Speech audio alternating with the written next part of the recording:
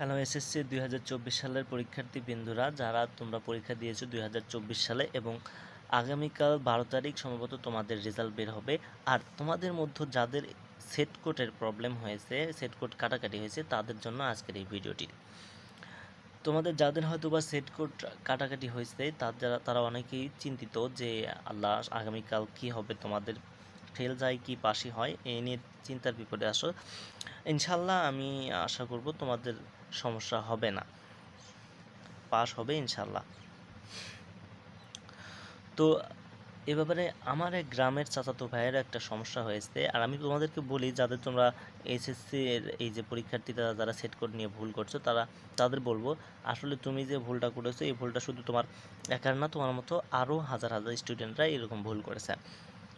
তো আমার এই চাচাতো ভাই করছিল কি, ওর ওই পাইছে হলো কসেট, কিন্তু ওর এই কঠিন কঠিন মনে হয়েছে, ওর ফ্রেন্ডের অনেক প্রশ্ন কমন পড়ছে, ওই নিজে পাইছে হলো গসেট সম্ভবত, আর ওর ফ্রেন্ড পাইছে কসেট। তো ওর ফ্রেন্ডকে বলছে, বন্ধু তুই আমাকে একটু দেখা, আমি তোর দেখে দেখে আর লাগাই তোর হলো কোন সেট। তো ওই বলছে আমার কসেট, তুই পুরা আমার দেখে দেখে। তো ওর কথার উপর ভরসা করে আমার এই চাচাতো ভাই কসেট পুরাইছে। প্রথমে এটা হলো কসেট, প্রথমে কসেট পুরাইছে। কসেট পুরানোর পর 10টা প্রশ্ন পুরানো শেষ ওর। তারপর ওর ফ্রেন্ড বলছে যে আমার এটা কসেট নয়, এটা খসেট। তখন ও আবার করছে কি, এই যে কসেট এটা কাটা দিছে, কাটা দিয়ে এখানে ক, এখানে ক, এখানে ক, এই ক নাম্বারটা কাটা দিছে, দিয়ে আবার খ পুরে এখানে খ লিখছে। লেখার পর এই 10টা প্রশ্ন তো আগেই ওই পূরণ করা শেষ করছে। তারপর যে 20টা প্রশ্ন থাকলো 30টার ভিতরে, ওই 30টা সব খ সেটের পূরণ করছে। তো এখন প্রশ্ন হচ্ছে ওর কী হবে পায়া। তো এখানে আমি বলবো ওর হবে এই যে 10টা, প্রথম যে 10টা ক সেটের পুরাইছে, এই 10টা ঠিক হলেও ভুল, ভুল হলেও ভুল, কারণ ওই তো পরে খ সেট পূরণ করছে। সুতরাং ওর এই 10টার কোনো আশা ভরসা কিচ্ছু নাই, একদমই শেষ। এখন ওর এই 20টার ভিতরে যদি 20টাই ঠিক হয়, তাহলে তো নিঃসন্দেহে পাস। আর এখানে অনেকেরই ডাউট যে ওই যে কাটাকাটি করলো তার কোনো সমস্যা হবে কি না।